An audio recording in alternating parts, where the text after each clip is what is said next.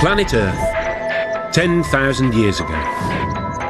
For 2.5 million years, our prehistoric ancestors had been living in caves, passing the time by bashing stones together. Then suddenly, everything changed, and people began to build huge monuments all over the planet. But how and why?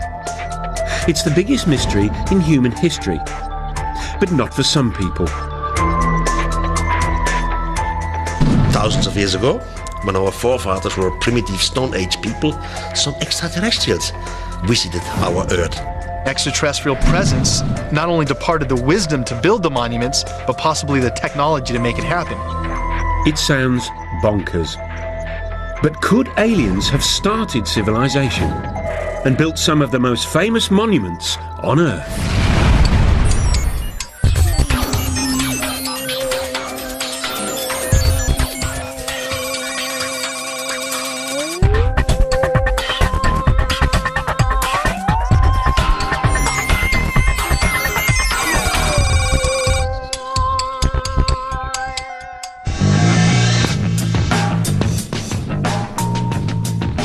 All over the Earth, there are giant stone monuments. Almost everyone knows they were created thousands of years ago by ancient man.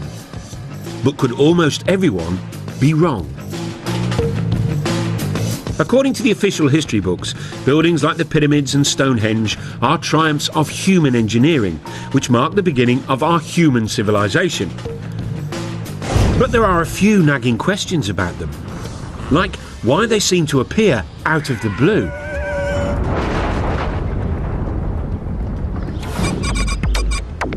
It's a mystery which has been troubling lots of people, including UFO gurus such as David Hatcher Childress.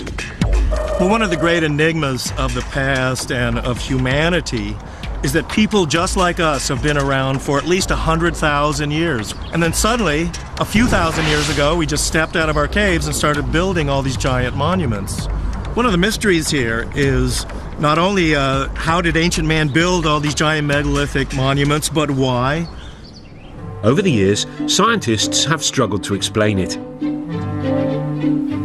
Some suggested it was to do with agriculture. The birth of agriculture meant we could suddenly feed armies of workers. Others said it was all about the birth of religion. Early civilizations were desperate to placate gods. But now, there's another explanation.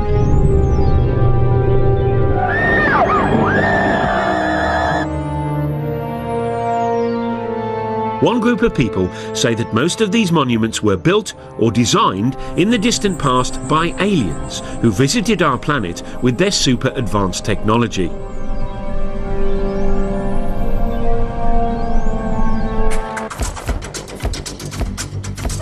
One believer is Jason Martell.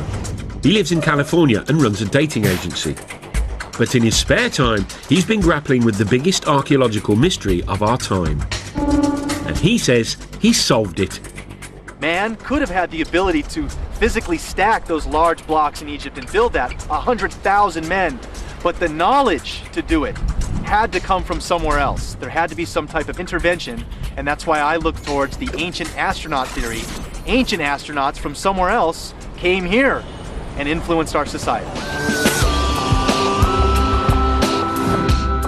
Jason and other believers say this idea would explain some baffling questions about ancient monuments. Take Stonehenge. How did Bronze Age Britons drag these 5-ton stones over 170 miles? And then there's this 1,000-ton block at Baalbek in the Lebanon. It weighs as much as 3 Boeing 747s. How did ancient man shift that? And then there's the biggest controversy of all, the Pyramids of Giza. The biggest one is made from 2.5 million blocks of stone. It was built in just 20 years and is lined up exactly with the North Pole, less than 1/10 of a degree out. According to the experts, the answer is simple. The ancient Egyptians were just terribly clever, worked very fast and very hard. And they created a whole tourist industry in only a few decades. But that doesn't convince the likes of Jason Martell. Many of the ancient sites around the world display a type of brilliance that we don't attribute to ancient man. If ancient man is living in clay huts and using stone tools, they're not going to have the advanced mathematics and geometry to lay out some of the sites that we have today. How did ancient man build things like Stonehenge? How did they get the Giza pyramids to line almost 1/10 off a degree to actual north? So what do the official Egypt experts say? Egyptologists think there's no big mystery. Archaeologists, they say, have dug up lots of evidence near the pyramids. The broad features are fairly clear. We've got the barracks where the workmen lived, we've got the tombs of the architects. Also, for some of the unfinished pyramids, we have got the ramps which were used to drag the blocks into place. So although the minutiae of the construction process isn't known, probably is unknowable, I think the big picture is perfectly clear. The problem for believers in ancient alien astronauts is that we can't ask the aliens themselves. Or can we? Lisa Royal Holt says that she knows that aliens built ancient monuments. That's because she is an intergalactic medium who's in direct spiritual contact with an alien called Sasha. Apparently, Sasha lives billions of miles away, but luckily, reception is crystal clear. Over to you, Lisa. Well, greetings to you. This is Sasha. It is a pleasure to be with you this day, and we are so excited that you have an interest in this subject matter. Our intentions for our interaction with Earth humans is absolutely, totally in peace, love, and joy. Thank you, Lisa. I mean, Sasha. That's very reassuring. But what about the pyramids? Who built them? In ancient days, my forefathers came to Earth. We were seeking another place to colonize. The monuments were built by extraterrestrials, usually for actual scientific purposes. OK, we'll be back with the aliens soon so we can hear firsthand about what experiments they got up to. But first, let's meet the godfather of the ancient alien astronaut theory, the man scientists and archaeologists love to hate. Traditional archaeology don't like mysteries. They have the answer for everything. They just declare something, and the rest of the world has to believe it.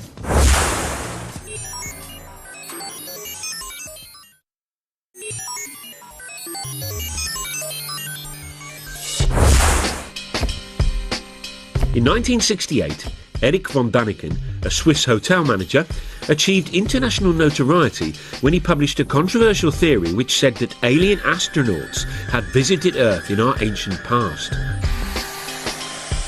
Now, it wasn't the first time it had been suggested extraterrestrial beings had come to Earth in prehistoric times. This, after all, had been a staple of science fiction fantasy for years. But Erich's idea had a rather crucial difference. He said it was true. His book, Chariots of the Gods, sold more than 60 million copies worldwide. And he quickly became an international superstar. Erich seemed to give the world a brand new space-age version of human history. Thousands of years ago, when our forefathers were still Stone Age people, some extraterrestrials arrived. Von Däniken argued that those extraterrestrials helped build ancient monuments. His career as a solver of ancient mysteries began, he says, in the 1960s. While other people were taking drugs and generally rebelling, Erich was pondering ancient buildings, and one in particular, the Great Pyramid of Egypt. Built as a tomb for the pharaoh Cheops, it's made of 2.5 million stone blocks. Some of the biggest weigh up to 80 tons and were transported from quarries hundreds and hundreds of miles away. And that was 1,000 years before the invention of the wheel. To Erich von Däniken, that posed a huge question. Not why the aliens didn't give us the wheel, but another big question. This is the largest man-made monument on Earth, with a height of about 450 feet and weighing 30 million tons. It's quite a piece. I mean, for a group of people or architects who came right out from Stone Age time.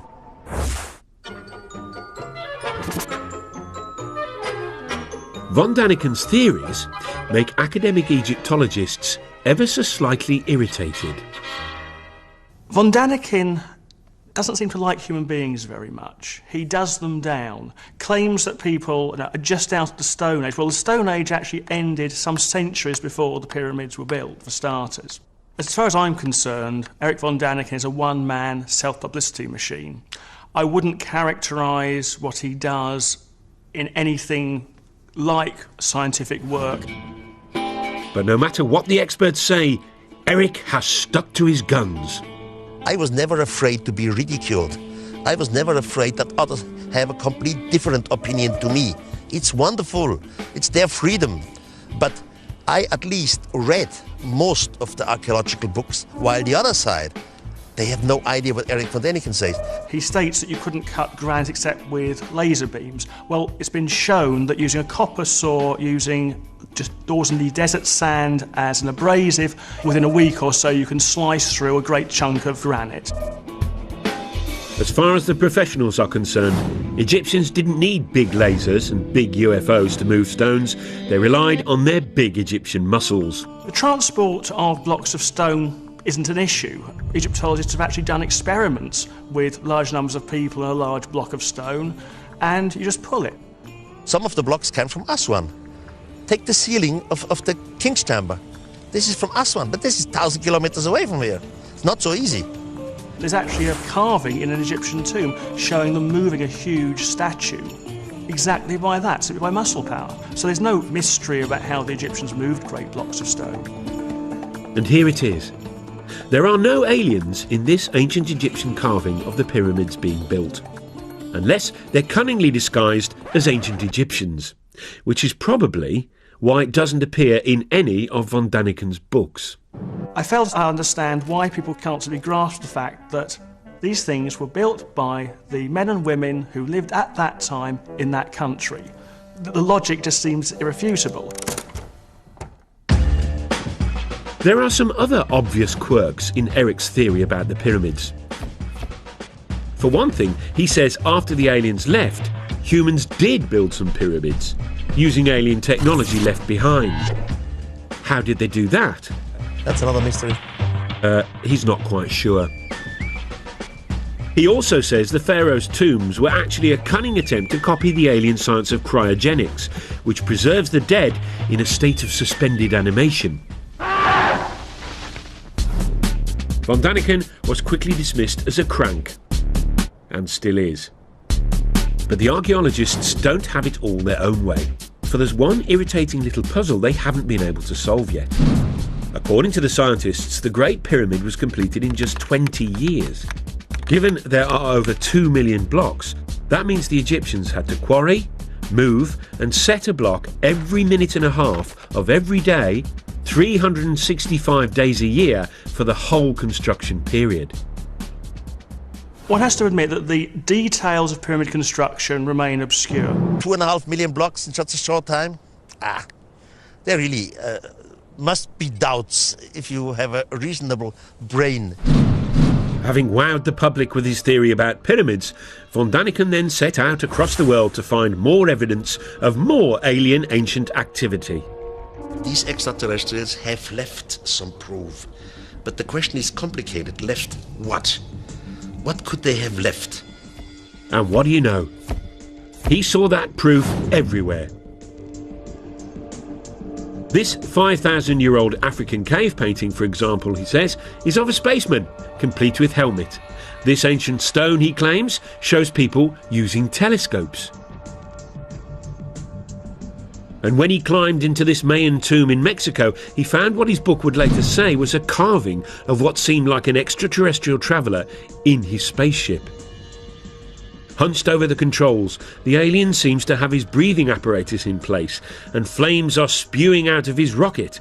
According to von Daniken, it's just like the liftoff at Cape Canaveral. And then he said he had the revelation which proved his idea had to be true when he visited South America and flew over the famous Nazca lines in Peru.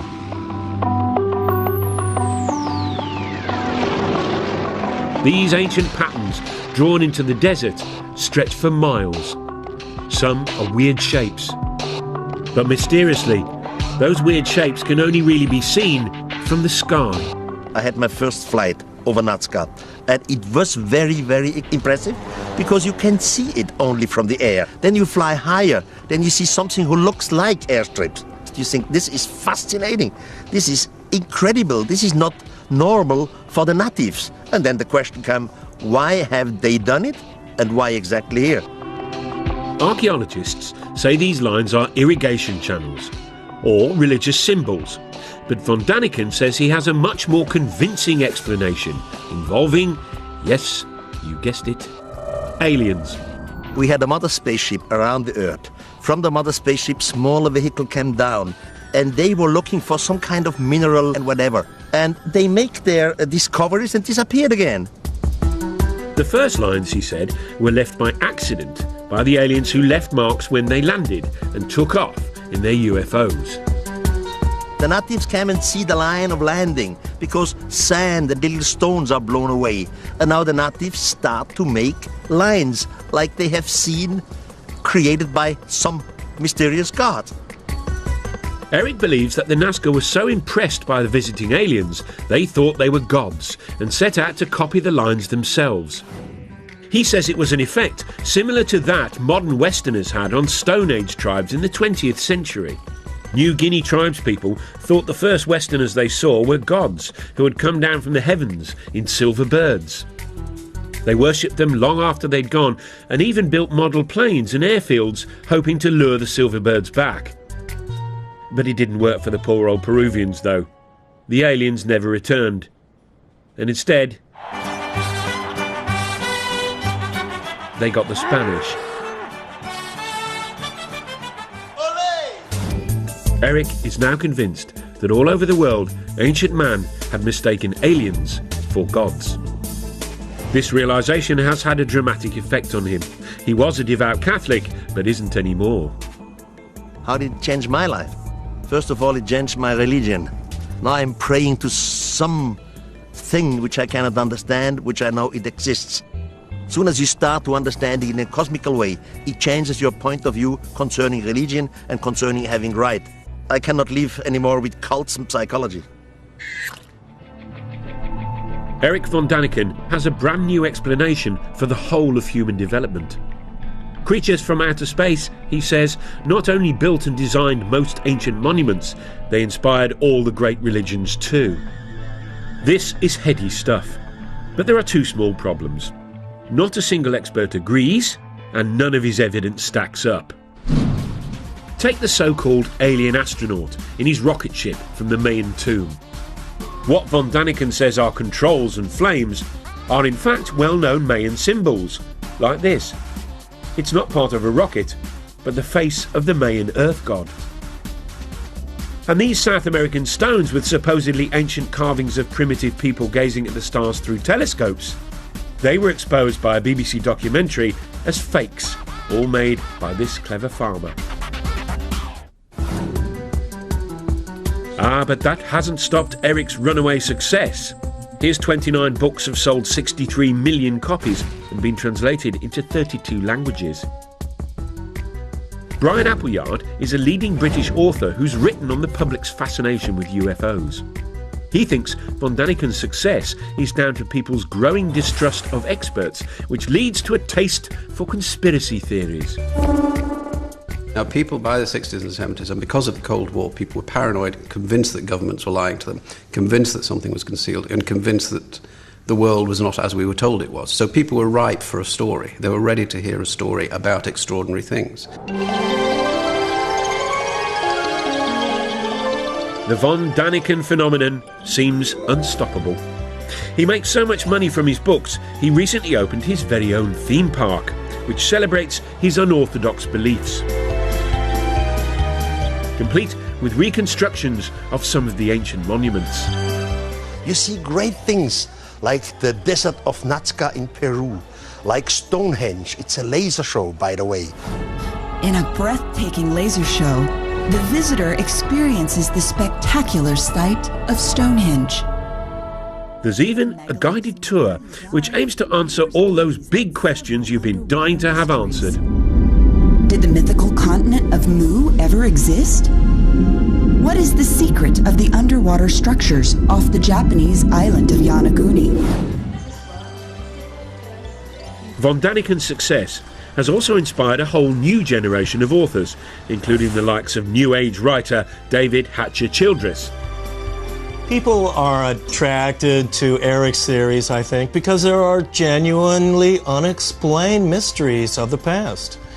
And we really don't have all of the answers to why mankind, supposedly a primitive mankind, would go through the tremendous effort to build many of these giant monuments. Eric von Daniken's definitely been one of the pivotal people that I've looked to grab onto the coattails of his information and really start to look at this information in a new light. But these new believers have a battle on their hands. Scientists don't care whether the mythical continent of Mu ever existed. If aliens visited the Earth, scientists want proof. I think the first thing I would say about whether the knowledge to build pyramids was given to the Egyptians by extraterrestrials is simply, where's the evidence? If you think about man's fairly limited extraterrestrial experience of going to the moon, look at the amount of space junk which has been left around simply by going there and coming back. Wouldn't you have thought that if spacemen had been to Egypt and had been teaching the people how to do these things, there'd be at least the odds of leftover broken plastic somewhere? The believers, though, say they've found some evidence, although whether it's very convincing is a whole different question. According to them, aliens did leave some space-age technology behind. This 2,000-year-old pottery jar, for example. It was discovered in Baghdad in 1938. Inside it were copper and iron rods, similar to a modern battery. Back in California, Jason Martell has built his very own replica. What we're looking at basically is just a simple clay pot formed with the clay found naturally in that region, and then using a simple copper lining and a iron metal rod down the center. This was in back in their days used either a rubber or an asphalt stopper.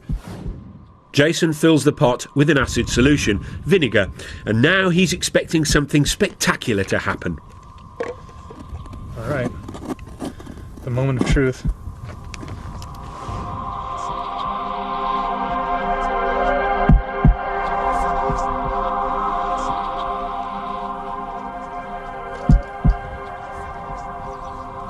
Getting some little numbers here.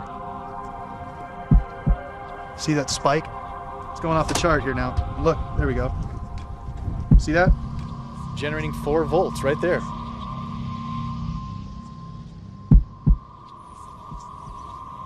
What we attribute to ancient man, they deserve a lot more credit than we're giving them. Because obviously we can test the devices with our understandings of technology and get a reading. Here we are, 4 volts right there from the battery.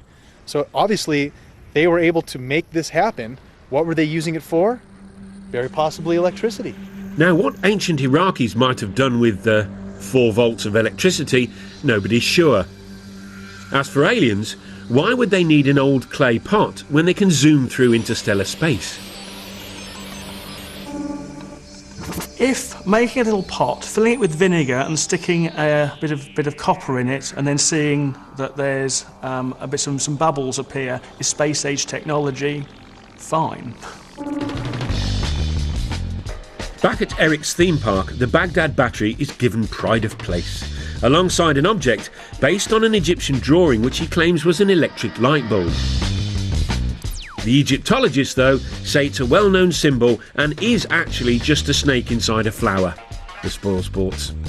But Eric is convinced the ancient Egyptians used electricity to light up the dark passages in their pyramids. Someone must have nicked all the wires. Now, you may have been thinking that aliens could have brought us something more useful than the odd light bulb. Well, the same thought occurred to this man. He believes they brought the technology to tap into a cosmic energy source, which they then linked to all the ancient monuments on the Earth. Funny? He doesn't look crackers.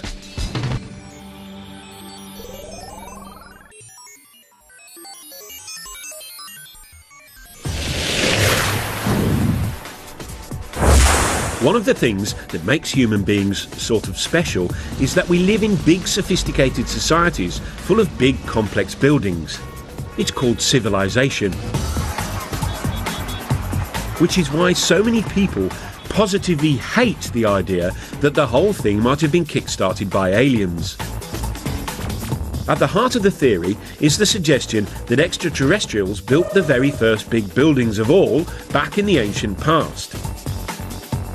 Which is all very well and good, but the believers have had a hard time explaining why the aliens did all this. Were they just trying to show off?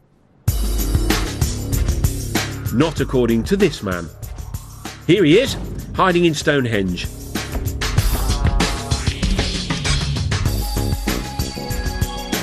Now, according to the scientists, Stonehenge was built in 3000 BC. The 5-ton stones were dragged 170 miles by ancient British people to celebrate the sun, it's thought. Which is all very interesting. But not quite interesting enough for David Hatcher-Childress. He says Stonehenge might instead have been a fuel stop for ancient aliens. He came up with his interesting theory after he discovered what he says are mysterious energy lines. He believes the Earth is covered with these invisible lines in a strange network. If it all sounds a little unlikely, it has at least got a cool-sounding name. The World Energy Grid. The world grid is an intelligent geometric pattern of the Earth and its energies. A wave of the sunlight hits the Earth and wraps the Earth like a ball of string of energy, creating this energy grid. As you might have guessed, no scientist believes in this grid or the energy that it apparently contains. But according to Hatcher-Childress, that's just because they're too sceptical for their own good. The aliens, though, knew about the energy grid and tapped into it. How? By building ancient monuments on key intersections of the grid, obviously. By placing megalithic monuments along this grid, UFOs can then take energy off of this energy grid, and by going to certain power points like Stonehenge, the craft can hover over these energy spots and draw energy from those spots to help replenish the craft. Now, why these giant fuel stops are all built out of big lumps of stone, Childress doesn't say. But maybe we could tap into this energy nowadays. Of course we can't. Over to you, David, to explain exactly why not. I know many people must have difficulty in imagining this energy grid around the planet, but it's a lot like this racetrack. Here on this racetrack we have a geometric formation. It's all interconnected. We have the cars running along this energy grid. But if any part of this racetrack is disconnected or broken, the cars won't have the energy anymore and they won't be able to run along the track. So unfortunately, because the ancient monuments like Stonehenge are nothing more than ruins, the world energy grid has broken down. So no free energy for us. But apparently, the aliens didn't just use the ancient monuments for energy. Oh no. Many of the megalithic monuments, including pyramids, Stonehenge, are actually antennas that can be used by UFOs. So there you go. Stonehenge wasn't just a place where druids hung out, it may have been used by ancient aliens to phone home. Or maybe not. Oh sure, they're from another planet. But talking of phoning home, where might these ancient aliens have actually come from? There is one man who should know. He's Seth Shostak.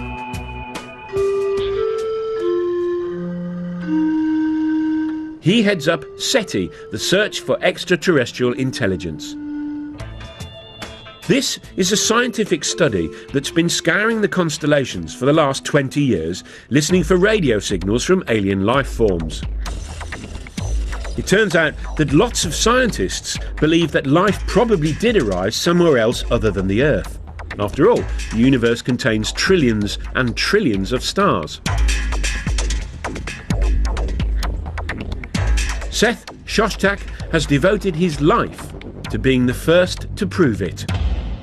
You know, the universe is vast. It seems that most stars have planets. There are going to be lots of other worlds that are just as nice as the Earth for life. The question is, has life arisen on those worlds? Planet X. Jason Martell is convinced aliens are from there. He says that the ancient Sumerians from Iraq believed in a 10th planet in our solar system, which modern science hasn't yet discovered. Sumerians, he says, believed that's where their gods, the Anunnaki, hung out. Again, the Anunnaki are the beings supposedly that come from Planet X, another planet within our solar system that modern science is currently trying to look for. That planet does exist. It's possible we have ancestors living on that planet. Just a minute. Ladies and gentlemen, we bring you this special radio television broadcast in order to give you the very latest information on an amazing phenomenon. It was looking good for Planet X when in July 2005 astronomers announced they had actually discovered a big blob way out beyond Pluto. They called it Planet Xena. But they've now realised it's really small and full of gas, so not likely to be the home of the Anunnaki or our ancient alien visitors. But there's one candidate for alien life that obsesses more people than any other. It's our closest neighbour, Mars. It's also the planet that's most like our own. Some scientists are convinced it has water, and for years NASA has been probing and exploring it. So far, no signs of aliens. But in 1976, they were looking for signs of tiny bacteria, when instead they found this. This photo of the plain of Cydonia contains what most astronomers are convinced are some large rocks. But to some people, they look suspiciously like this.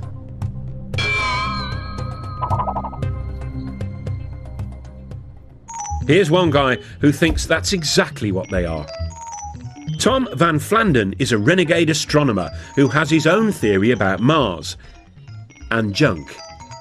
You see, according to Flandern, Mars is really the moon of a planet where extraterrestrial humans first evolved, but had to leave in a bit of a hurry when it exploded.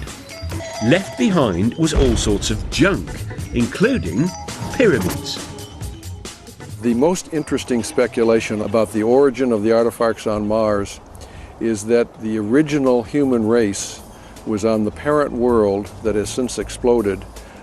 They built things on their moon, Mars, but before the end of their civilization, which they saw coming, they transferred their species to the most nearly habitable planet, which would have been Earth. We'd sure like to get higher resolution images of this and other pyramid-shaped objects on Mars and see if they are truly pyramids. But are these really pictures of Martian pyramids, you ask? Tobias Owen was a NASA scientist on the mission that took the photographs. He's what you might call unconvinced.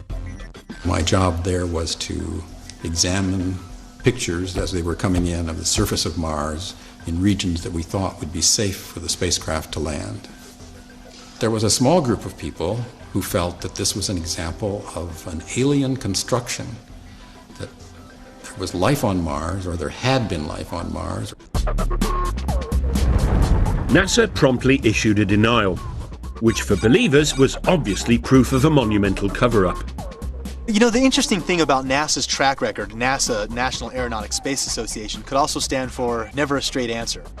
In its inception in 1959 or so, NASA consulted a big think tank called the Brookings Institute, which advised NASA, if you ever find extraterrestrials, these things need to be handled cautiously. For one, society in general and religious institutions aren't quite ready to accept an extraterrestrial presence. Pyramids on Mars were spooky enough, but then things got really out of hand when NASA released another batch of photographs from the plain of Cydonia. And near the pyramid shapes was something else. A rocky outcrop that some people felt had an eerie resemblance to something familiar, something that ancient astronaut believers have long connected with aliens. Yep, that other famous tourist site in Egypt. Very interestingly enough, NASA first took an image of the face on Mars and they labeled it head. And this photograph was quickly dismissed by NASA as a trick of light and shadow. It's not really a face on Mars, it's just a lighting angle difference. Wrong answer. Here we have a face in pyramids on Mars, a sphinx in pyramids in Egypt. There has to be a connection, a Mars-Earth connection. To the scientists, though, it was just a natural feature. This is the kind of thing that we see on the Earth in various places. There's a famous one in New Hampshire in the United States called the Old Man in the Mountain. And there's a tendency among us humans to try to see images of ourselves in nature. And here was a perfect example, but happened to be on Mars. The common sense explanation is simple. Human beings are just hardwired to recognise faces, even when faces aren't there. Over to a psychologist to explain. Faces are very important to humans from infancy. They're so important that we perceive faces even in a stimulus that is not a face. For example, this plate of eggs in front of me looks very much like a face. We can see eyebrows, two eyes, a nose, and a mouth very readily. Well, when I look at the first image that was taken of the structures on Mars, I see it very, very clearly as a face. Here's an eye, here's the bottom part of a nose, here's the outline of a face.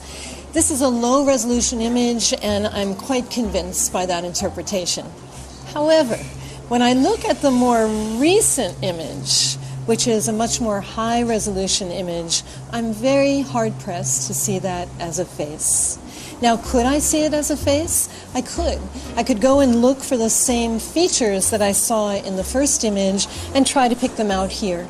But in the high-resolution image, where it is not very ambiguous, it is much harder to perceive this as a face. We now have exquisite images of the surface of Mars that are being taken as we speak, in fact, by the Mars Express spacecraft. And we see extraordinary detail on the surface of that planet, but we see no evidence of anything artificial. So Mars may not have a sphinx, and it probably doesn't have any pyramids. And so far, it hasn't got any signs of life at all. So where do the ancient aliens come from? It's time to consult someone who should really know. An alien herself. Lisa Royal Holt, a cosmic medium, claims she can communicate with aliens. Apparently, she hooks up to the extraterrestrials by putting herself into a self-hypnotic trance. She says she's been doing it for years. It wasn't until I was in college when I was studying hypnosis, and I learned to put myself in an altered state. And when I did that, I started to realize that I was very intuitive and that sometimes I would receive messages. I'm able to actually hear or sense the communications and then verbally communicate them. Right now, her favourite phone buddy is a female alien called Sasha, who takes over Lisa's brain and communicates through Lisa's voice. We are about to do a channeling session. I will go into a meditative state. You are going to hear from Sasha, who says she's from the Pleiades. You mean the Pleiades, a cluster of stars in the constellation of Taurus, otherwise known as the Bull. Tell us, Sasha, if it's not too personal a question, what do girls from the Pleiades look like? In my world, I actually do have what you would know to be a physical body, though it exists in a slightly different dimension. I could walk down your street and pass as a human, but you would probably look at me and feel there was something strange about me. Sasha says her people were intergalactic empire builders who roamed the universe thousands of years ago, taking over other planets and building vast monuments as they did. Ironically, one of their first colonies was apparently on Mars. We used some of the bases there as colonies. What has been found now on Mars represents the tip of the iceberg of what is still on Mars. But Mars was merely a stopover for Sasha's people. She says they soon turned their attention to us. My forefathers thus have been very interested in Earth for a very, very long time. It's time to find out the answer to the biggest question of all about the ancient astronauts. Why did they come here? According to Sasha, they may have been up to more than building monuments and starting civilization. Could they have created the human race?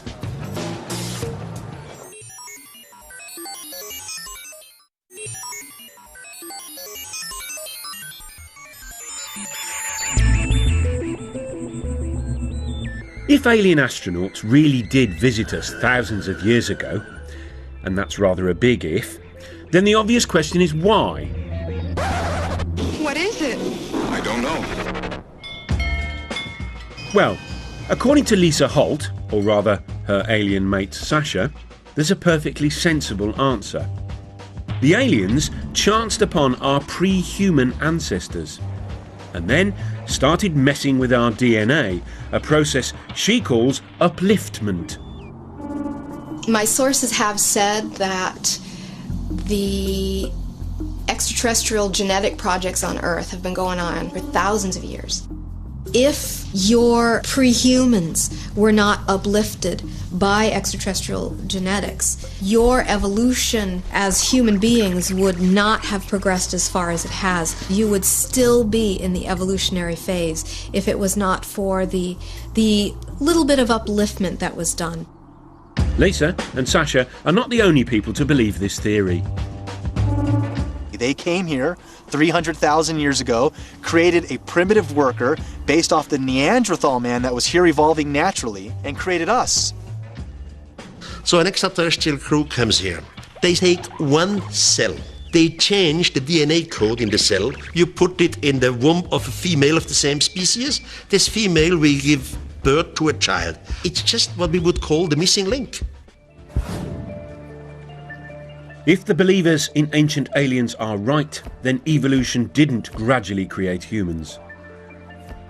We were instead cooked up in the alien equivalent of a test tube. Spooky stuff. To me, that explains so much. And it also explains psychologically a sense of abandonment that the human race seems to feel. That these beings helped in our creation, but then never allowed us to remember who our parents were. Now, it all might sound like cobblers, but the notion of visiting aliens as godlike creators takes alien conspiracy ideas to their ultimate conclusion. And for author Brian Appleyard, it even hints at the role aliens now have in our culture. The idea that aliens once visited Earth and gave us this technology, this capacity, and pointed us up some progressive path, showed us the way to go, is a great idea for people to hold on to. Because one of the problems of the modern world is that people don't have anything to hold on to. And the story of ourselves we're given by science is frankly that we're nothing, it doesn't mean anything. The thing about the alien in the past is that it gives us a story. And that's fundamental to what people need to believe about themselves. Whatever comfort the idea that aliens visited us in the past gives some people, chances are it never happened. But hey, if it did, then maybe, just maybe, the greatest monument they left behind wasn't a giant feat of engineering like the pyramids, but a brilliant little piece of genetic engineering called us.